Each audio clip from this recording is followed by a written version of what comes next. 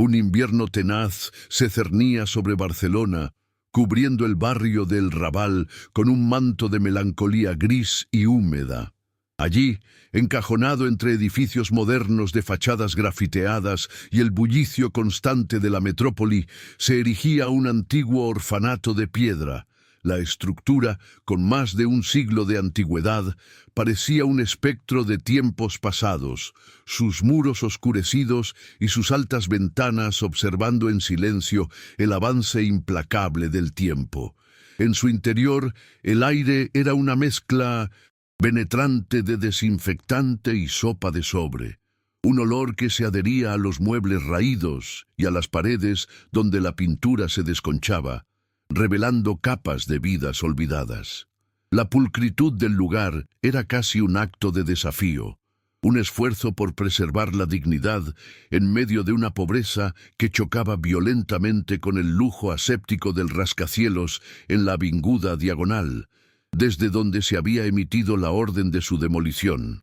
Alejandro Vargas cruzó el umbral del orfanato con la arrogancia de un monarca inspeccionando un territorio condenado. A sus 62 años era la encarnación misma del poder gélido y la indiferencia, envuelto en un abrigo de cachemira cuyo valor superaba el presupuesto operativo anual de la institución. Sus zapatos de diseño italiano, lustrados hasta brillar, parecían una ofensa sobre las baldosas desgastadas que crujían a cada uno de sus pasos calculados y firmes. Su cabello cano, peinado hacia atrás con una precisión milimétrica, y su rostro, una máscara de severidad forjada por el éxito y una antigua tragedia, no dejaban traslucir emoción alguna.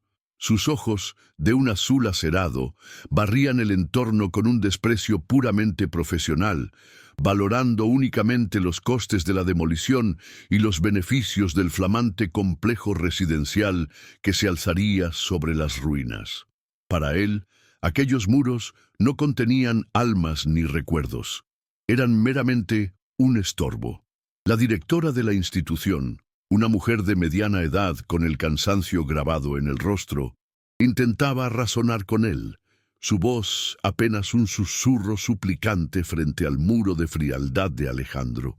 Él la ignoraba por completo, sus gestos eran secos y cortantes mientras consultaba su reloj de oro, un recordatorio tangible de que su tiempo era un activo demasiado preciado para ser malgastado en sentimentalismos. Recorrió los pasillos en un silencio sepulcral, pasando de largo ante dormitorios con literas de metal alineadas y una sala de juegos donde dibujos infantiles intentaban inyectar un poco de color en la desolación. El magnate no registraba a los niños que lo observaban desde las puertas, una mezcla de temor y asombro en sus miradas.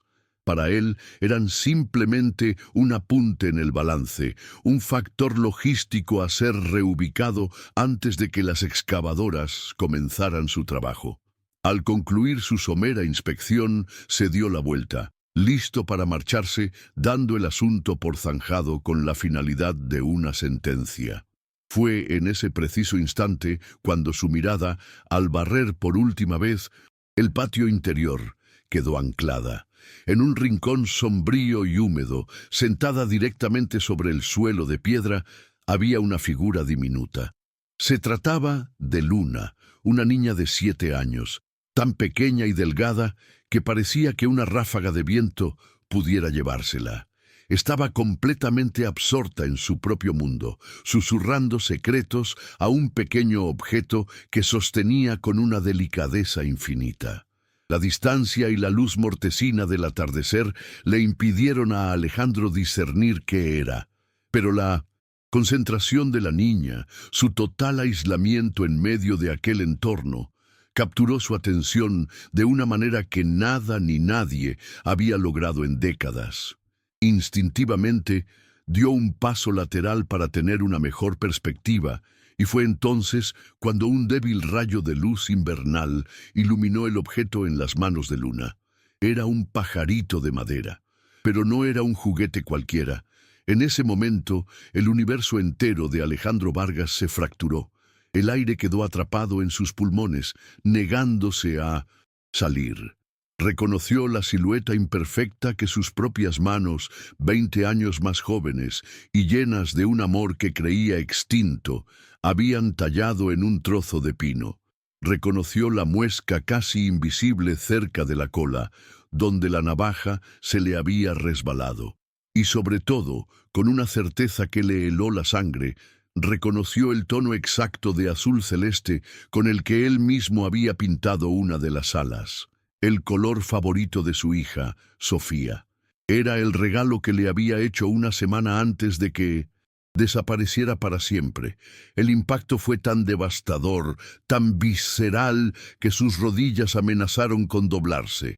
La coraza de indiferencia, forjada durante 2 décadas de duelo reprimido, se hizo añicos, dejando al descubierto al padre desconsolado que había mantenido encerrado en lo más profundo de su ser. Aquel diminuto trozo de madera era una reliquia imposible, un fantasma materializado de su pasado que regresaba para atormentarlo o quizás para ofrecerle una redención inesperada. Todo su imperio, todos los edificios que había erigido para llenar el abismo que Sofía había dejado, se le antojaron de repente ridículos. Una montaña de hormigón y cristal construida sobre los cimientos de un dolor que nunca había sanado. El verdadero viaje de Alejandro comienza en este instante. Si quieres descubrir cómo este pequeño pájaro de madera puede reconstruir una vida, suscríbete ahora y dinos en los comentarios desde qué rincón del mundo nos acompañas. Rompiendo la compostura que lo había definido durante 2 décadas, Alejandro se movió con una rigidez casi sonámbula hacia Luna. Cada paso sobre las piedras del patio parecía retumbar en el silencio que se había apoderado de su mente. La directora hizo ademán de intervenir, una expresión de alarma en su rostro, pero él alzó una mano, un gesto imperioso que la detuvo en seco.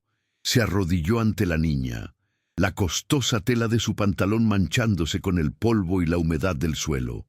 Su voz, normalmente un instrumento de mando, emergió como un susurro ronco, tembloroso y frágil.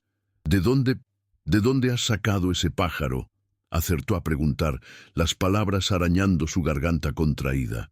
Su universo entero se había reducido a aquel pequeño rostro y al objeto de madera que ella sostenía con reverencia. Luna, lejos de asustarse por la imponente figura y su extraña intensidad, simplemente levantó la mirada de sus enormes ojos castaños.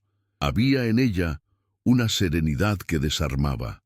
No vio a un magnate, sino a un hombre con una profunda tristeza en la mirada, una tristeza que ella, de algún modo, parecía reconocer.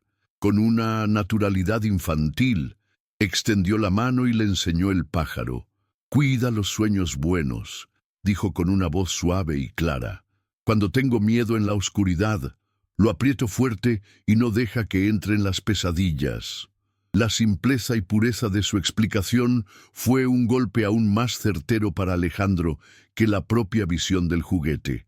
Era exactamente el tipo de lógica mágica que su hija Sofía habría empleado, una conexión que resonó en el rincón más profundo y olvidado de su corazón. En ese instante, algo se reconfiguró permanentemente dentro de Alejandro. Sacó su teléfono móvil con un movimiento brusco casi violento. Marcó el número de su jefe de proyectos, su mano temblando ligeramente. Al otro lado de la línea, la voz de su subordinado sonó nítida y respetuosa, esperando instrucciones.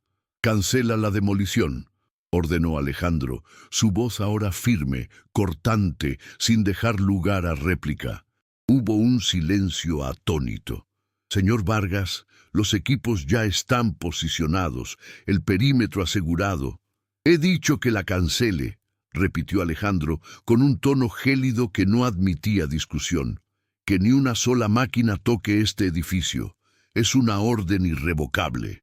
Colgó sin esperar respuesta, dejando tras de sí un caos de contratos rotos y millones de euros en el aire, pero con una claridad de propósito que no sentía desde hacía 20 años. La directora lo miraba con una mezcla de estupefacción y desconfianza. Era una broma cruel, una estrategia para renegociar. Pero al ver el rostro de Alejandro, pálido y con una vulnerabilidad que nunca habría creído posible en él, comprendió que algo fundamental había ocurrido. Él seguía de rodillas, su mirada fija en Luna, ajeno al mundo que lo rodeaba. Su imperio financiero, las llamadas furiosas que sin duda empezarían a llegar, las consecuencias legales. Nada de eso importaba. En ese patio frío, el hombre que demolía pasados para construir futuros había encontrado un fragmento de su propio pasado que lo obligaba, por primera vez, a querer preservar en lugar de destruir. La misión de su vida acababa de cambiar en un parpadeo, y él aún no comprendía la magnitud de esa transformación. Para asegurar su recién descubierto propósito, Alejandro se puso en pie y se dirigió a la estupefacta directora. «Necesito entender», dijo, su voz más calmada pero cargada de una urgencia innegable. «Necesito saber todo sobre esta niña y este juguete». Viendo la duda en los ojos de la mujer, recurrió a la única herramienta que conocía para mover el mundo: el dinero. «Emitiré una donación a este orfanato ahora mismo. 100.000 euros, suficiente para que no se preocupen de nada durante un año. A cambio, solo pido tiempo y respuestas». La cifra, tan casualmente ofrecida, dejó a la directora sin aliento, comprando el tiempo que Alejandro necesitaba desesperadamente para enfrentarse a los fantasmas que acababan de despertar y decidir su próximo movimiento en un tablero que había cambiado por completo. Esa noche, en una austera habitación de invitados del orfanato, el insomnio se apoderó de Alejandro. Las imágenes de Sofía lo asaltaban con una viveza dolorosa. Recordó la tarde en que talló el pájaro, sentado en el jardín de su antigua casa, con Sofía a su lado, eligiendo el color azul para el ala, porque decía que era el color del cielo donde los pájaros eran más felices.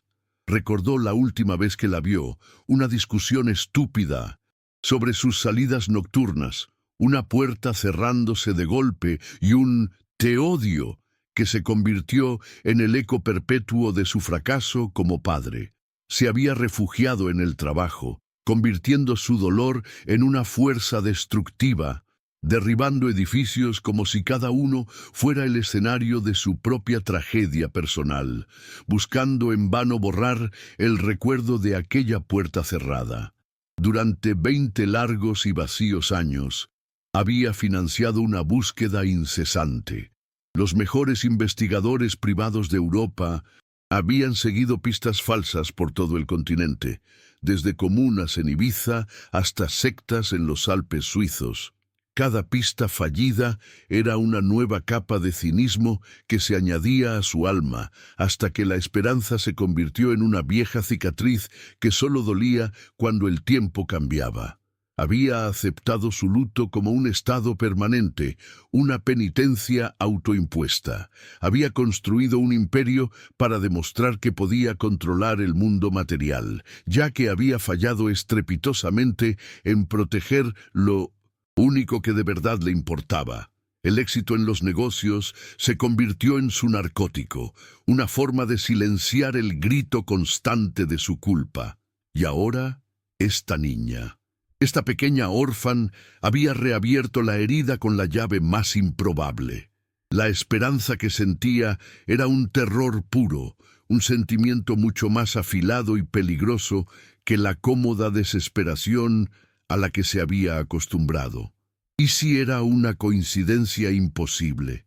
¿Un juguete perdido y encontrado sin ningún significado real? Esa posibilidad era una tortura.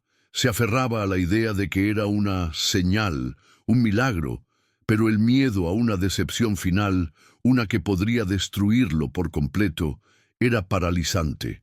Por primera vez en 20 años, Alejandro Vargas, el hombre que movía mercados con una llamada, Tenía miedo, un miedo infantil, desnudo y absoluto, a que la luz que acababa de vislumbrar fuera solo el preludio de una oscuridad aún más profunda. Desde la ventana de su habitación temporal observaba el patio tenuemente, iluminado. Vio a Luna jugar con otros niños, compartiendo un trozo de pan. Había en sus movimientos una delicadeza que le recordaba dolorosamente a Sofía, pero también una resiliencia serena que era enteramente suya. Era una superviviente, una pequeña flor que había crecido en las grietas del abandono. Sentía un impulso primario de protegerla, de arrancarla de aquella pobreza y darle todo lo que su dinero podía comprar. Pero también sentía una distancia insalvable, el miedo a contaminar su inocencia con su propio pasado oscuro y su dolor. Temía acercarse demasiado, temía quererla, porque todo lo que había querido lo había perdido de la forma más brutal. La primera llamada de la realidad exterior llegó a la mañana siguiente. Era su socio principal, su voz, un rugido de incredulidad y furia a través del teléfono. ¿Qué demonios has hecho, Alejandro? Tenemos contratos firmados por valor de 50 millones. Los inversores nos van a crucificar. Nos enfrentamos a demandas que pueden hundir la empresa. Alejandro escuchó el torrente de amenazas y pánico con una calma que sorprendió incluso a sí mismo. Vende mis acciones si es necesario. Cúbrelo con mi patrimonio personal. El proyecto está cancelado, respondió con frialdad. «Estás loco», gritó su socio. «¿Por un edificio miserable y un puñado de huérfanos vas a tirar por la borda todo lo que hemos construido?» «Sí», dijo Alejandro, y colgó. Su imperio ya no le parecía más que un montón de piedras. Más tarde ese día buscó a Luna. La encontró en la modesta biblioteca del orfanato, intentando alcanzar un libro en un estante alto.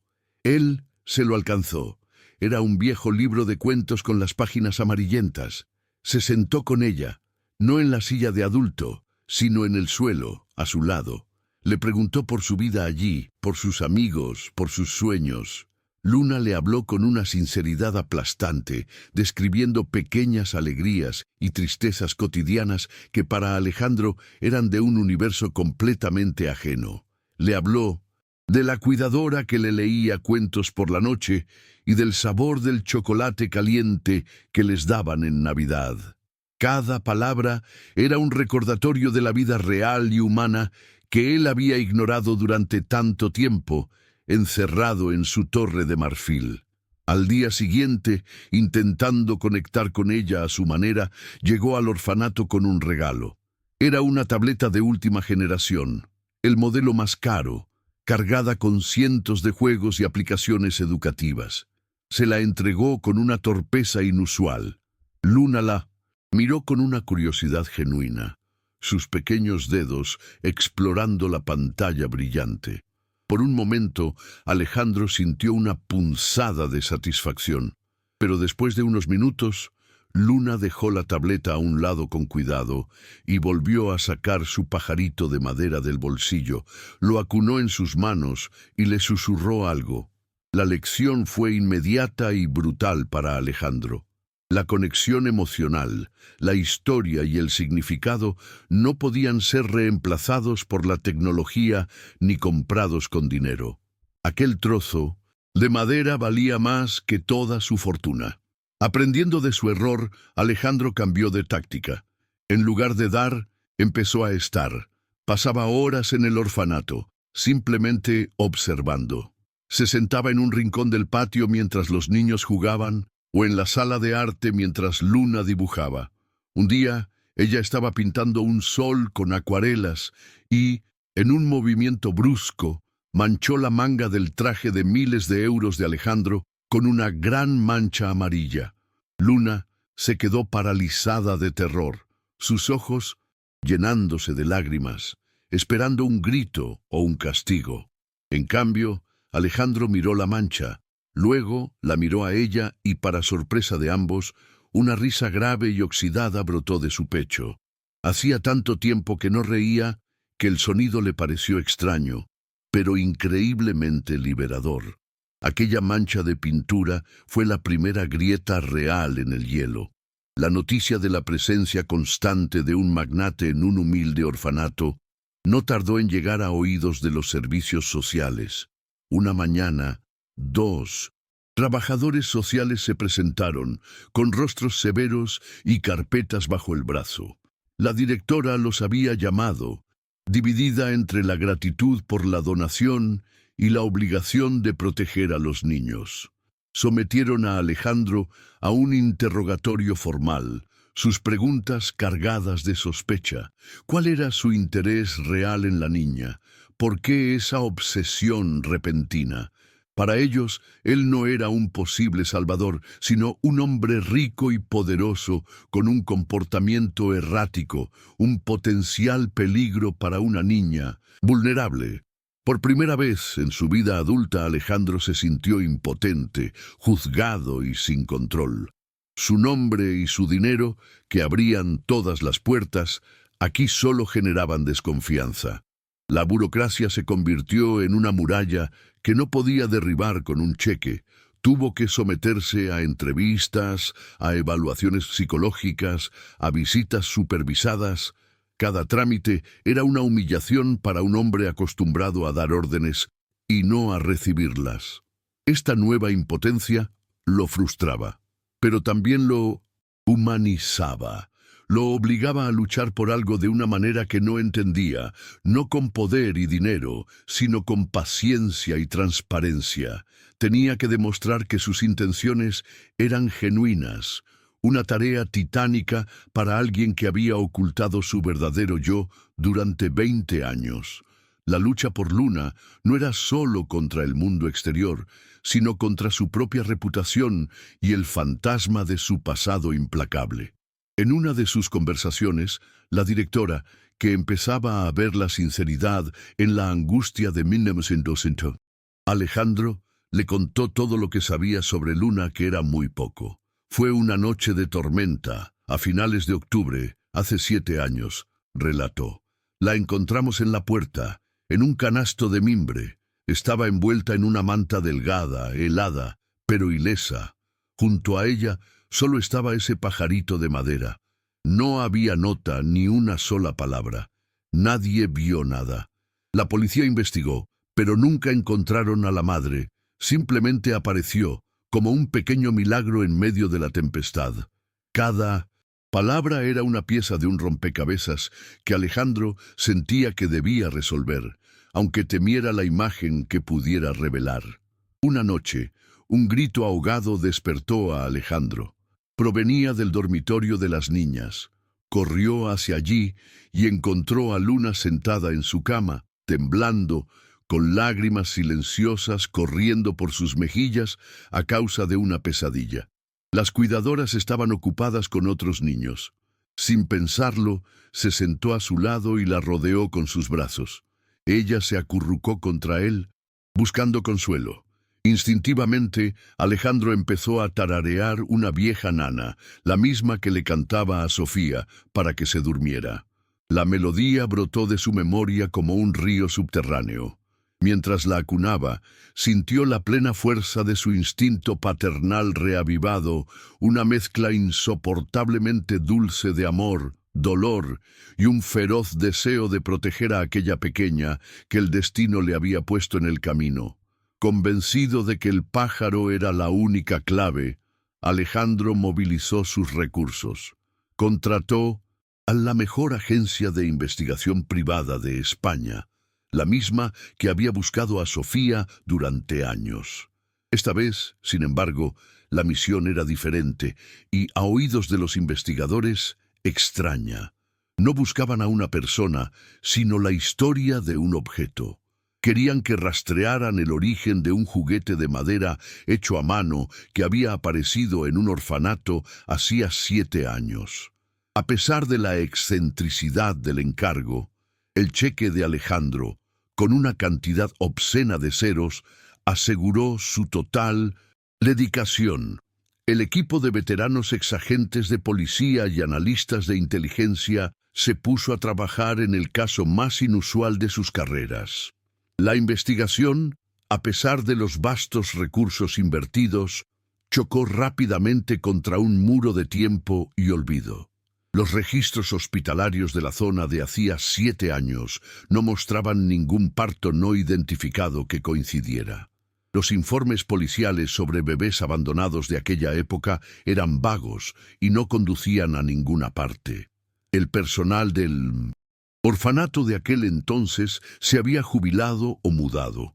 Entrevistaron a docenas de personas, pero nadie recordaba un detalle, un rostro, algo que pudiera arrojar luz. El rastro tenía 20 años en su origen y 7 en su llegada al orfanato. Era una pista doblemente fría. La frustración de Alejandro crecía con cada informe negativo. El miedo a que el misterio permaneciera sellado para siempre comenzaba a aparecer una certeza. Alejandro convirtió el orfanato en su base de operaciones. Su lujosa oficina en la avinguda Diagonal acumulaba polvo. Pasaba los días con luna y las noches en vela, revisando mapas, informes y posibles líneas de investigación con su equipo. Su obsesión era total. Mientras tanto, el mundo empresarial que había dejado atrás comenzó a desmoronarse. Sus socios, al ver que su ausencia y sus decisiones erráticas estaban poniendo en peligro la empresa, iniciaron los trámites para una adquisición hostil, intentando arrebatarle el control de su propio imperio. Las noticias financieras hablaban de su extraña reclusión y su comportamiento impredecible. A Alejandro no le importaba. La única acción cuyo valor le preocupaba era la de encontrar la verdad sobre su nieta. Para aumentar su desesperación, la frágil salud de Luna se convirtió en una preocupación tangible. Sufría de un asma leve pero persistente que empeoraba con la humedad del viejo edificio. Las noches de tos y dificultad para respirar se hicieron más frecuentes. El orfanato, con sus recursos limitados, hacía lo que podía, pero era evidente que necesitaba un cuidado y un entorno más adecuados. Esta situación añadió una urgencia desesperada a la lucha de Alejandro.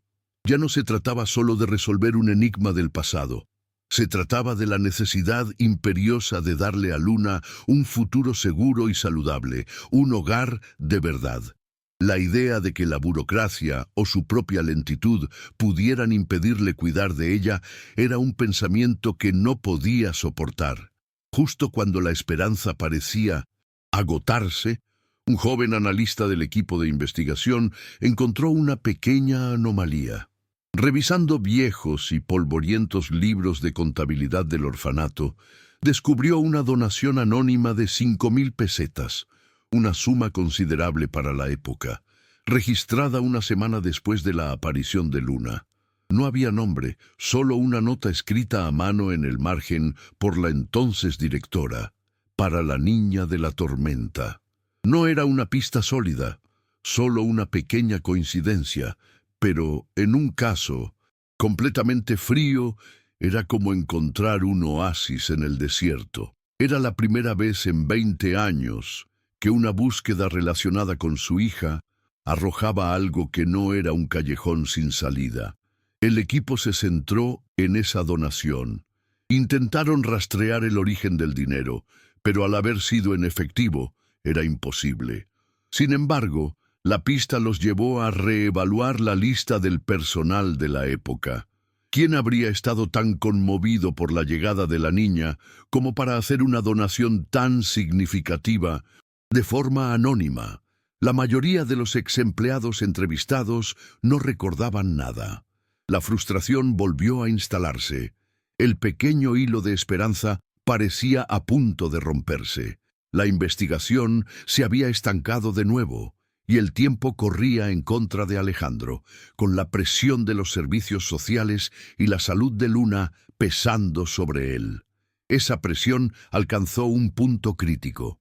Los servicios sociales, tras su evaluación, emitieron un informe preliminar. Consideraban que el interés obsesivo de Alejandro y el entorno mediático que su presencia estaba generando eran perjudiciales para la estabilidad emocional de Luna.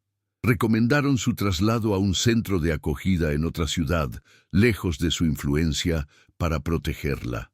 La noticia cayó como una sentencia de muerte para Alejandro. La idea de que le arrebataran a Luna, de perderla como había perdido a Sofía, esta vez por culpa de un sistema bien intencionado pero ciego, era su peor pesadilla hecha realidad. Estaba a punto de perderlo, todo de nuevo. Fue en ese momento de máxima desesperación que llegó una llamada. El investigador jefe sonaba excitado. «Lo tenemos, o creemos que tenemos algo». Una de las antiguas cuidadoras mencionó a una monja, Sor Inés. Se jubiló poco después de que encontraran a la niña. Era conocida por llevar un diario personal muy detallado. La hemos localizado. Vive en una pequeña aldea en la costa de Galicia. No era una prueba, ni siquiera una garantía, pero era la única y última oportunidad. Una, anciana en un pueblo remoto, era ahora la depositaria de todas sus esperanzas, la última pieza del rompecabezas que podría darle un futuro o condenarlo a repetir su pasado. Alejandro tomó una decisión en el acto. No podía esperar a que la burocracia le arrebatara a Luna. No podía arriesgarse a que la investigación se enfriara de nuevo. Tenía que ir a Galicia, y tenía que hacerlo ya, y no iría solo, bajo el pretexto de un viaje para que el aire marino ayudara al asma de Luna, y con la anuencia a regañadientes de la directora, a quien convenció con otra generosa donación para reparaciones urgentes del edificio. Preparó el viaje. Ya no era un magnate investigando un misterio. Era un abuelo luchando por su nieta. Metió a Luna en su coche de lujo, junto a una pequeña maleta y su inseparable pájaro de madera, y puso rumbo al noroeste, hacia la última y más frágil esperanza que le quedaba. El viaje hacia Galicia fue un largo y silencioso peregrinaje a través de una España cambiante. Dejaron atrás el bullicio cosmopolita de Barcelona, atravesando los áridos paisajes de Aragón y las llanuras de Castilla y León, hasta que el horizonte empezó a teñirse del verde intenso y la bruma perpetua del noroeste. Alejandro conducía con una concentración febril, sus nudillos blancos sobre el volante de cuero, mientras la autopista se desenrollaba ante él como un hilo de Ariadna que lo conducía hacia el corazón de su propio laberinto. A su lado, Luna observaba el mundo pasar con una curiosidad serena, su pequeña figura apenas visible sobre el lujoso asiento de cuero. Cada kilómetro recorrido era un paso más hacia una verdad que podía redimirlo o aniquilarlo por completo. Dentro del habitáculo del coche, el silencio era denso, cargado de las preguntas no formuladas de Alejandro y la tranquila aceptación de Luna. Para ella, todo era una aventura. Los árboles que corrían junto a la ventanilla, las formas de las nubes, el sabor de un bocadillo comprado en una estación de servicio. Su inocencia era un bálsamo y a la vez una tortura para Alejandro, un recordatorio constante de todo lo que estaba en juego. Él era un hombre acostumbrado a controlar todos los resultados, a anticipar cada movimiento del mercado, pero en este viaje era un mero pasajero del destino, completamente a merced de los recuerdos de una anciana desconocida en el confín del país. El potente motor del coche era lo único que parecía obedecerle. En una parada para repostar, mientras Luna perseguía a unas palomas en la zona de descanso, Alejandro la observó desde la distancia. El frío de la meseta era cortante, y la niña solo llevaba una chaqueta fina. Sintió una punzada de culpa, una manifestación de su ineptitud en el nuevo rol que intentaba desempeñar. Entró en la tienda de la gasolinera y entre estanterías de patatas fritas y recuerdos turísticos encontró un pequeño abrigo de lana de un color rojo vivo. Se lo compró junto con una tableta de chocolate. Cuando se lo puso a Luna sobre los hombros, ella lo miró y le dedicó una sonrisa tan pura y radiante que a Alejandro se le contrajo el corazón. Fue un gesto torpe, pero fue un gesto de padre, el primero que sentía genuinamente suyo. Continuaron el viaje, ahora con Luna más abrigada y feliz, tarareando una canción infantil. Alejandro empezó a hablarle, no de negocios ni de temas importantes, sino de cosas sencillas. Le señaló las vacas en los prados, le explicó por qué el cielo de Galicia era de un gris tan especial. Le contó historias inventadas sobre los castillos en ruinas que veían a lo lejos. Era un esfuerzo consciente por construir un puente hacia ella, por crear un pequeño espacio de normalidad en medio de la extraordinaria tensión de su búsqueda. Luna escuchaba atentamente, haciendo preguntas con esa lógica aplastante de los niños que obligaba a Alejandro a dejar de lado sus complicaciones de adulto y simplemente ser. Llegaron a la aldea al atardecer del segundo día. Era un lugar suspendido en el tiempo, un puñado de casas de piedra con tejados de pizarra aferradas a una pequeña ensenada donde las barcas de pesca se mecían suavemente. El aire olía a sal, a mar y a tierra húmeda, un aroma limpio y antiguo que parecía lavar el alma. No había ruido de tráfico, solo el graznido de las gaviotas y el murmullo constante de las olas rompiendo contra las rocas. Alejandro aparcó el coche de lujo, una aparición incongruente en aquel entorno rústico, y sintió como si hubiera llegado al final del mundo. Un lugar donde todos los secretos, tarde o temprano, acaban llegando a la orilla. Preguntaron por Sor Inés a un viejo pescador que remendaba sus redes. El hombre los miró con curiosidad, pero les indicó el camino con amabilidad hacia una pequeña casa al final de una calle empedrada, con un jardín lleno de hortensias. Cada paso hacia la puerta era una agonía para Alejandro. El corazón le latía con una fuerza desbocada en el pecho. ¿Y si la mujer no recordaba nada? ¿Y si había muerto? ¿Y si su recuerdo no era el que él esperaba? Miró a Luna, que caminaba a su lado, sosteniendo su pájaro de madera. Ella le sonrió, ajena a la tormenta que se libraba dentro de él. Su calma le dio la fuerza para seguir adelante, para levantar la mano y llamar a la puerta que podría contener todas las respuestas. La puerta tardó en abrirse. Unos pasos lentos y arrastrados se oyeron en el interior, y finalmente el cerrojo se descorrió con un chirrido. Una mujer muy anciana, encorvada por los años, apareció. En el umbral era Sor Inés. Su rostro era un mapa de arrugas y sus ojos, de un azul pálido y nublado por las cataratas, parpadearon ante la luz del exterior. Miró a Alejandro, luego a Luna, con una expresión de confusión. Llevaba un sencillo vestido de lana y un chal sobre los hombros. La casa a sus espaldas olía a manzanilla y a madera vieja. ¿Sí?, preguntó con una voz frágil como el papel de seda. Alejandro sintió que las palabras se le atascaban. ¿Cómo empezar a explicar la locura que lo había llevado hasta allí? Carraspeó, intentando encontrar su voz de hombre de negocios, pero solo encontró la de un padre desesperado. Sor Inés, mi nombre es Alejandro Vargas. Disculpe que la moleste. Vengo de Barcelona. Quería hacerle unas preguntas sobre el tiempo en que usted trabajaba en el orfanato de El Raval. La mención del orfanato pareció encender una pequeña luz de reconocimiento en la mirada de la anciana, pero la confusión seguía presente. Invitó a pasar a los extraños visitantes a menos su pequeño y pulcro salón, donde el tiempo parecía haberse detenido hacía 50 años.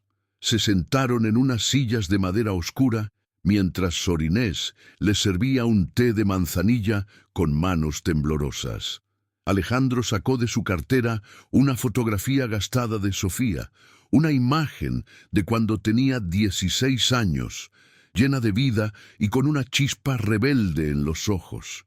Se la mostró a la anciana. Estoy buscando información sobre mi hija. Desapareció hace 20 años. Creemos que Pasado pudo por el orfanato. Sor Inés tomó la fotografía, acercándosela mucho a los ojos. La estudió durante un largo rato, pero finalmente la devolvió con una sacudida de cabeza. Es mucho tiempo, hijo.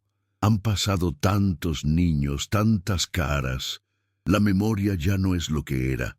El corazón de Alejandro se hundió. La desesperación, fría y afilada, comenzó a apoderarse de él. Insistió, su voz teñida de urgencia. Piense, por favor. Hace 7 años, una noche de tormenta, a finales de octubre, a una bebé en la puerta, una niña. Intentaba darle los detalles que la directora le había contado, esperando que alguno sirviera de ancla para los recuerdos a la deriva de la anciana. Sor Inés cerró los ojos, concentrándose. Recuerdo muchas tormentas, susurró. Y muchos bebés en la puerta, por desgracia. Era una época difícil. La ciudad era dura con las muchachas solas. Cada palabra era una evasión, un clavo más en el ataúd de su esperanza. El silencio en la pequeña sala se hizo pesado, denso. Alejandro sentía cómo se le escapaba la última oportunidad. Había cruzado el país, persiguiendo un fantasma, arrastrando a una niña en su búsqueda egoísta, y todo para terminar en un callejón sin salida, en la memoria desvanecida de una anciana. La derrota era un sabor amargo en su boca. Miró a Luna, que había permanecido en silencio, observando la escena con una atención impropia de su edad. Sintió una oleada de vergüenza. ¿Qué derecho tenía él a someterla a todo aquello? Estaba a punto de disculparse con Sor Inés y marcharse. Fue entonces cuando Luna, quizás sintiendo la desesperación de Alejandro, se levantó de su silla. Se acercó a Sor Inés, que la miraba con una ternura cansada.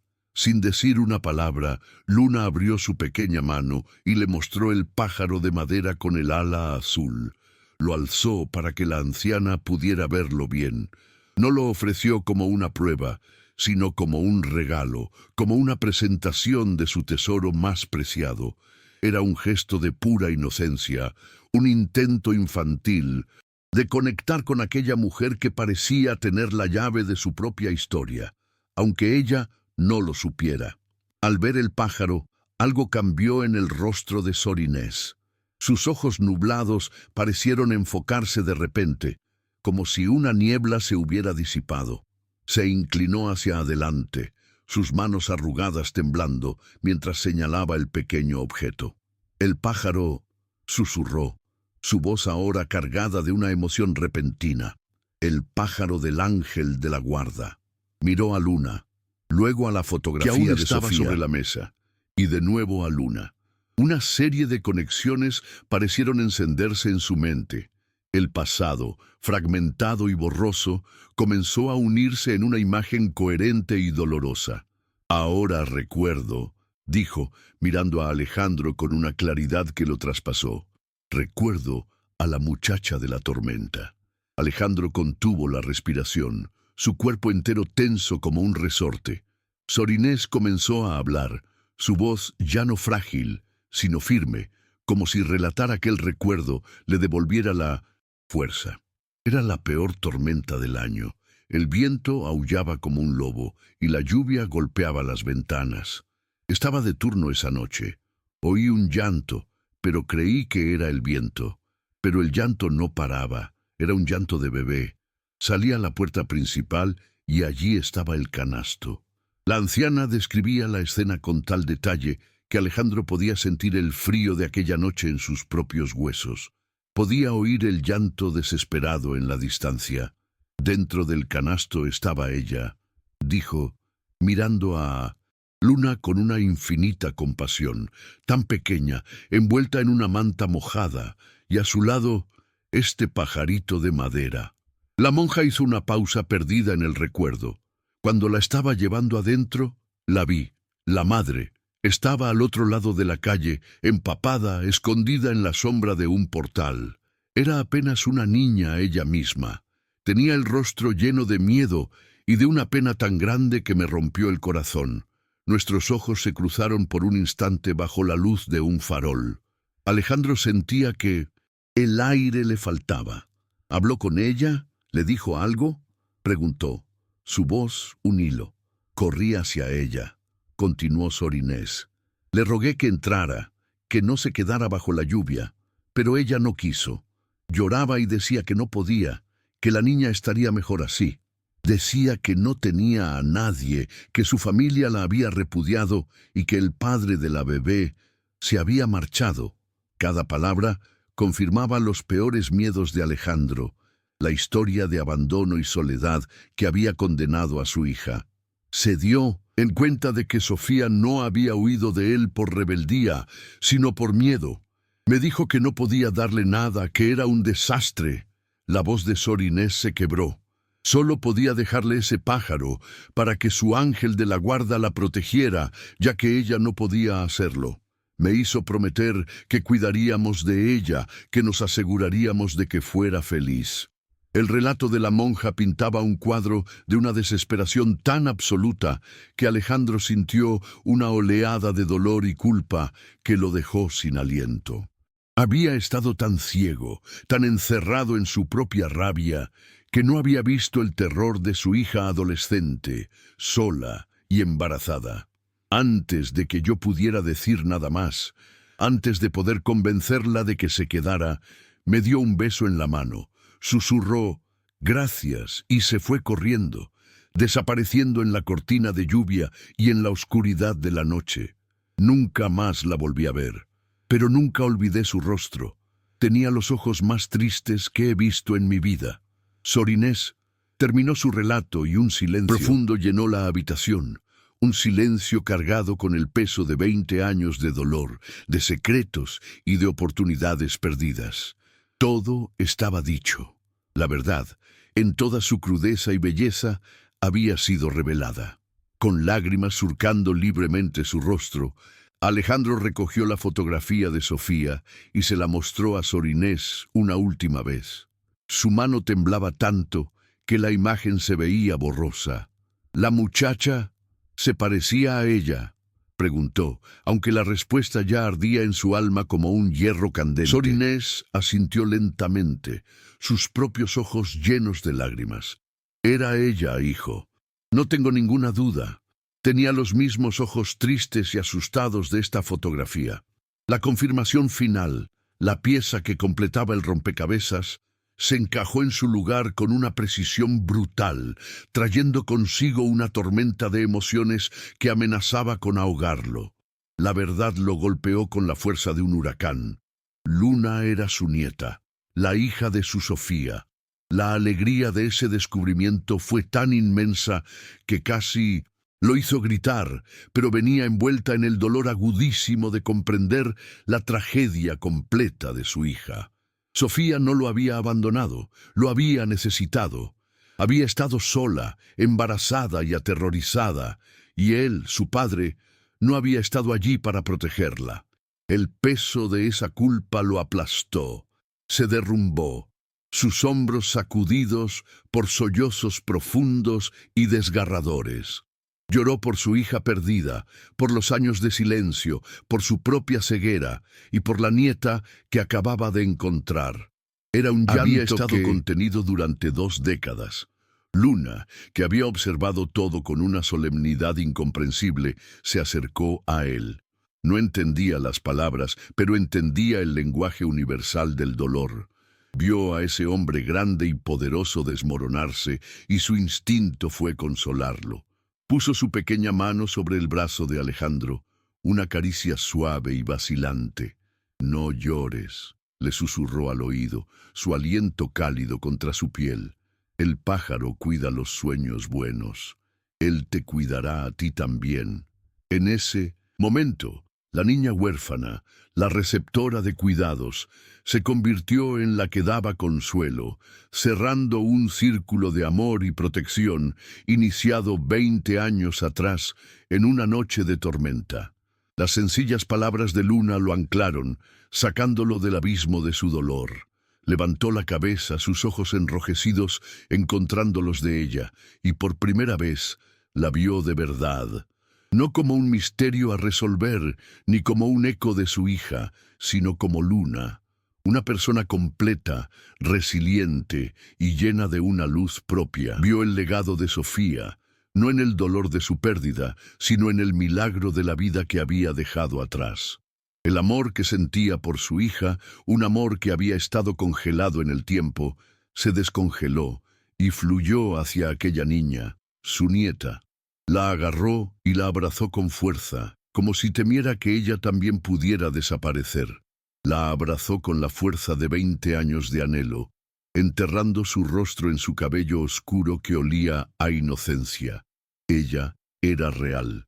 Era la prueba viviente de que el amor de Sofía no había muerto, sino que se había transformado. En ese abrazo, Alejandro sintió que se sanaban las fracturas de su alma. La culpa no desapareció, pero encontró su lugar junto a un amor nuevo y abrumador. Ya no era solo el padre de una hija perdida, era el abuelo de una niña encontrada. Era una segunda oportunidad, un regalo inmerecido que el destino, en su crueldad y su misericordia, le había entregado. Finalmente la soltó un poco, sosteniéndola por los hombros y mirándola a los ojos. Tenía que decírselo, tenía que verbalizar el cambio, el cataclismo que había ocurrido en su corazón. Su voz, aunque rota por la emoción, estaba llena de una nueva certeza, de un propósito que daba sentido a todo su dolor pasado. «Perdí a mi hija, mi Sofía», le dijo a Luna, las palabras brotando desde lo más profundo de su ser. «Pero ella me dejó el regalo más grande del mundo, te dejó a ti». ¿Te está gustando esta historia? Deja un like y suscríbete al canal. Ahora continuamos con el vídeo. Viaje de regreso desde Galicia fue una metamorfosis en movimiento. La tensión que había impregnado el viaje de ida se había disipado, reemplazada por una serenidad profunda y casi palpable. Alejandro conducía sin prisa. El paisaje ya no era un borrón de ansiedad, sino un escenario que compartía con su nieta. Le señalaba las montañas, le contaba los nombres de los ríos, y cada palabra era un hilo de oro tejiendo el tapiz de su nueva relación. Luna, por su parte, dormitaba a ratos, con la cabeza apoyada en una almohada improvisada, sosteniendo su pájaro de madera. La quietud en el coche ya no era vacía, sino que estaba llena de la confortable presencia del otro. El tipo de silencio que solo existe entre dos personas que han encontrado un hogar. Ya no había un abismo entre ellos. Alejandro ya no la veía como un doloroso recordatorio de su hija, sino como su continuación, su legado viviente. En sus risas, en su curiosidad, en la forma en que inclinaba la cabeza al pensar, veía destellos de Sofía, pero no con pena, sino con una ternura que le llenaba el pecho. Durante una parada, en un pequeño restaurante de carretera, él la ayudó a cortar su comida, un gesto de normalidad paternal que le resultó abrumadoramente conmovedor. Estaba aprendiendo, torpemente, a ser la figura que debió haber sido hacía mucho tiempo. Luna, con la asombrosa capacidad de adaptación de los niños, aceptaba este nuevo afecto como si siempre hubiera estado allí, como si su alma supiera que por fin había llegado a casa. Al regresar a Barcelona, no se dirigió a su ático de lujo, sino directamente al orfanato. Cuando entró, ya no era el magnate arrogante que había cruzado esas puertas días atrás. Su postura era más suave. Su mirada carecía de la antigua dureza. Reunió a la directora y a los cuidadores y con una humildad que los dejó atónitos, les contó la verdad. Les habló de Sofía, de su huida, de su miedo, y les explicó que Luna era su nieta. Su voz se quebró varias veces, pero no ocultó su vulnerabilidad. No era una confesión de un hombre poderoso, sino el testimonio de un padre y abuelo que había encontrado la redención en el lugar que había estado a punto de destruir por completo. Inmediatamente, Alejandro puso en marcha a su formidable equipo legal. Sin embargo, por primera vez, su directiva no era destruir, litigar o adquirir, sino proteger, construir y reparar. El objetivo era claro y único: conseguir la custodia legal de Luna, demostrando su parentesco a través de una prueba de ADN que él sabía con absoluta certeza que daría positiva. Se sumergió en un laberinto burocrático de informes sociales, audiencias y papeleo, pero afrontó cada obstáculo no con la impaciencia de un hombre de negocios, sino con la paciencia infinita de un abuelo que esperaba para abrazar legalmente a su nieta. Su fortuna ahora servía a un propósito que el dinero por sí solo no podía comprar: una familia. El siguiente paso fue enfrentarse a su antigua vida. Convocó una reunión de emergencia con la junta directiva de su empresa. Sus socios lo esperaban, preparados para una batalla legal por el control de la compañía. En cambio, Alejandro entró en la sala con una calma desconcertante. Les anunció que no lucharía contra la adquisición. De hecho, les ofreció venderles su participación mayoritaria a un precio justo, liberando así una inmensa cantidad de capital. Cuando le preguntaron, incrédulos, qué pensaba hacer, su respuesta fue sencilla: voy a construir algo que realmente importe. Salió de aquella sala dejando atrás no solo un imperio, sino al hombre que había sido, un hombre hueco, definido por el poder y el dinero. Pocos días después, una rueda de prensa sacudió el mundo financiero y social de Barcelona. Frente a las cámaras, con Luna a su lado sosteniendo su mano, Alejandro anunció que el antiguo orfanato de El Raval no solo no sería demolido, sino que renacería. Anunció la creación de la Fundación Sofía Luna, una institución a la que destinaría una parte sustancial de su fortuna. Su visión era clara: transformar el decrépito edificio en un centro modelo para niños desamparados, un lugar que no solo ofreciera techo y comida, sino también la mejor educación, apoyo psicológico y, sobre todo, un entorno de amor y seguridad. La memoria de su hija se convertiría en un faro de esperanza para cientos de niños. El proyecto se convirtió en la nueva obsesión de Alejandro. Contrató a un equipo de arquitectos de renombre, pero rechazó sus diseños iniciales, demasiado fríos e institucionales. Pasó días enteros con ellos, describiendo no un edificio, sino un hogar. Quería luz natural, jardines interiores, paredes de colores cálidos, una biblioteca inmensa con un rincón de cuentacuentos y aulas equipadas con la última tecnología.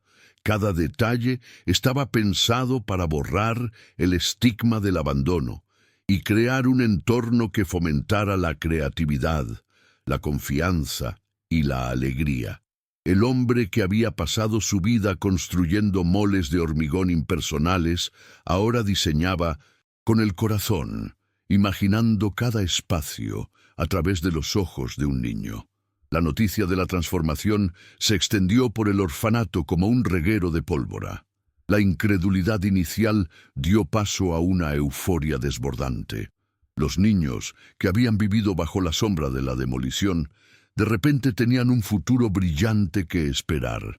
La directora y los cuidadores, que habían luchado durante años con recursos mínimos, lloraron de alegría y alivio.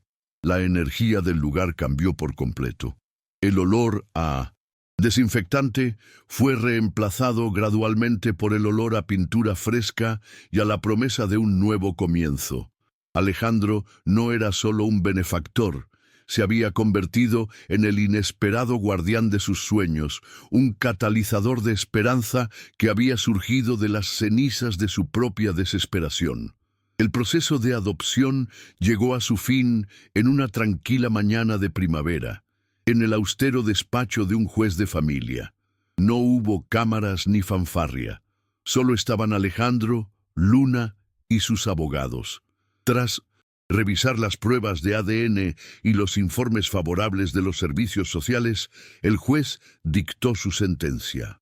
Con un golpe de mazo, Luna fue declarada legalmente nieta y pupila de Alejandro Vargas. En ese momento, Alejandro le apretó la mano a Luna y le susurró: «Bienvenida a casa, Luna Vargas».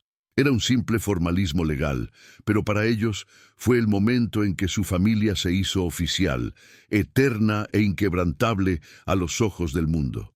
Se mudaron al ático de Alejandro, un espacio inmenso y minimalista que hasta entonces solo había sido un escaparate de riqueza, pero no un hogar.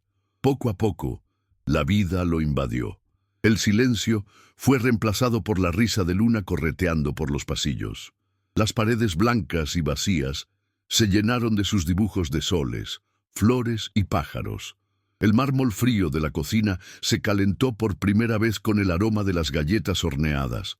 La casa, que durante años había sido el mausoleo de la soledad de Alejandro, comenzó a respirar de nuevo, a llenarse del desorden feliz y vibrante de una infancia en pleno apogeo, transformando el espacio en un verdadero santuario familiar.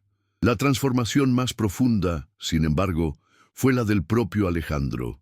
Reemplazó sus trajes de diseño por vaqueros y jerseys cómodos. Aprendió a trenzar el pelo de Luna, sus manos grandes y torpes, volviéndose cada vez más hábiles. Descubrió la simple alegría de tirarse al suelo para jugar con ella, de leerle el mismo cuento una y otra vez, hasta que se quedaba dormida. Las duras líneas de su rostro, grabadas por el duelo y el estrés, se suavizaron, dando paso a arrugas de risa alrededor de sus ojos. Encontró en los pequeños actos de amor cotidiano una satisfacción y un propósito que ninguna transacción multimillonaria le había proporcionado jamás. 6 meses después, la Fundación Sofía Luna abrió sus puertas. El viejo y oscuro orfanato era ahora un edificio luminoso y acogedor, lleno de vida y color. En la ceremonia de inauguración, Alejandro subió al estrado, no como el magnate que todos conocían, sino simplemente como el abuelo de Luna. Su discurso fue breve y emotivo.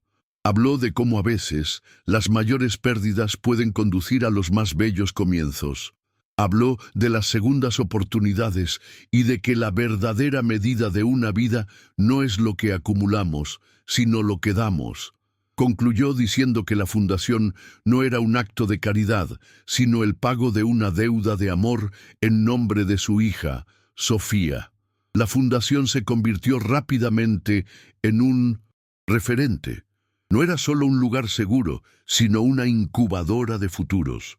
Los niños que llegaban allí, asustados y rotos como lo había estado Luna, encontraban un sistema de apoyo integral que sanaba sus heridas y les daba las herramientas para soñar en grande.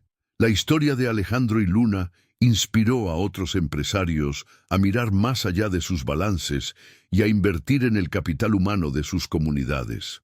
El gesto de un hombre había creado una onda expansiva de compasión, demostrando que la bondad podía ser el legado más rentable y duradero. Un día, sentado en el jardín de la fundación, Alejandro observó a Luna. Ya no era la niña tímida y retraída que había encontrado en el patio. Ahora corría y jugaba. Su risa era el sonido más dulce del mundo. Vio cómo se acercaba a un niño recién llegado, que estaba solo y asustado en un rincón. Luna se sentó a su lado y, con la misma naturalidad con la que se lo había mostrado a él, sacó de su bolsillo el pajarito de madera y se lo enseñó al niño, susurrándole algo al oído. El niño la miró y por primera vez sonrió. El ciclo de consuelo y esperanza se estaba transmitiendo, asegurando que la luz de Sofía nunca se apagaría.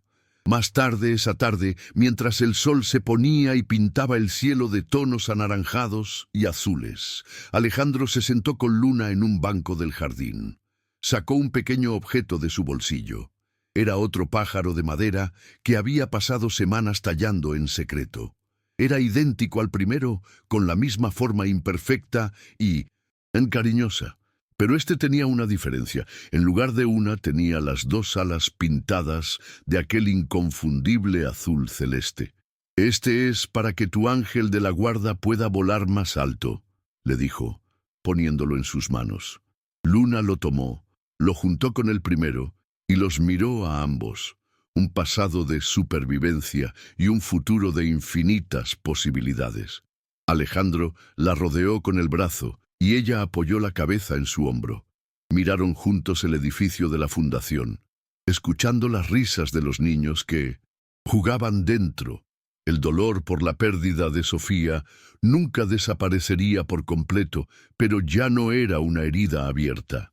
Se había transformado en un legado de amor, en un propósito que daba sentido a cada día. Había perdido a su hija, pero había ganado una nieta y cientos de hijos más. En las ruinas de su dolor, había construido el monumento más hermoso, un futuro lleno de esperanza. La verdadera riqueza, entendió por fin, no se contaba en edificios, sino en vidas transformadas. ¿Han hecho algún gesto de bondad que cambió una vida? Dejen un corazoncito si creen que el amor es más poderoso que cualquier riqueza. Suscríbanse para más historias de segundas oportunidades. Comenten, el amor no tiene precio si ustedes también creen en la bondad humana.